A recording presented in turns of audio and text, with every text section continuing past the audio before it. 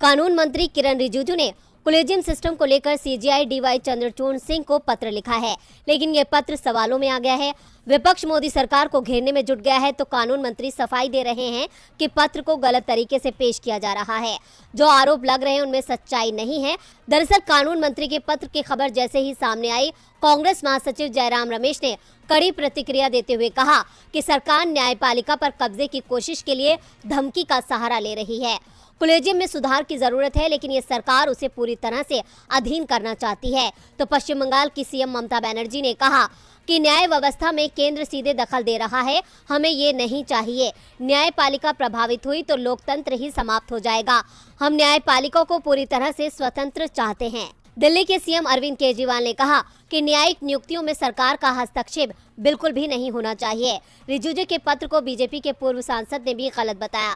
BJP नेता सुब्रमण्यम स्वामी ने tweet किया और लिखा, मैं प्रधानमंत्री मोदी से ये सिफारिश करता हूं कि प्रधानमंत्री संविधान के अनुच्छेद 217 को पढ़ें, क्योंकि ये स्पष्ट करता है कि राष्ट्रपति के माध्यम से केंद्र सरकार केवल उच्च न्यायालय के न्यायाधीशों पर निर्णय ले सकती है। सुप्रीम कोर्ट के न्यायाधीशों के लिए ये सीजेआई और उनकी गठित समिति का विशेष अधिकार है।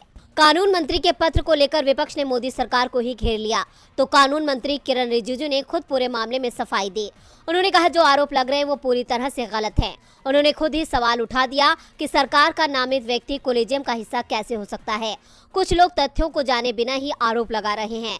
सुप्रीम कोर्ट की संविधान पीठ ने खुद मेमोरेंडम ऑफ प्रोसीजर के पुनर्गठन के लिए कहा था और इसे लेकर पहले जो पत्र लिखे गए हैं उसी कड़ी में उन्होंने पत्र लिखा है। उन्होंने कहा कि सर्च सह मूल्यांकन समिति की परिकल्पना योग्य उम्मीदवार की पैनल की तैयारी के लिए की गई है, जिससे कोलेजियम नाम निकाल सके। साफ है विपक्ष की घेराबंदी से सरकार मुश्किल में दिख रही है।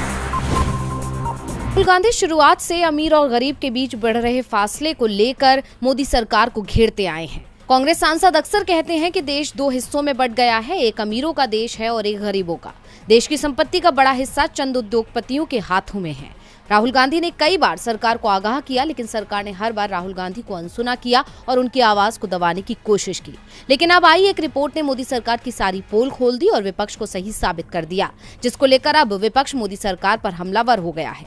उसी रिपोर्ट का हवाला देते हुए कांग्रेस अध्यक्ष मल्लिकार्जुन खड़गे ने ट्वीट कर मोदी सरकार पर निशाना साधा है।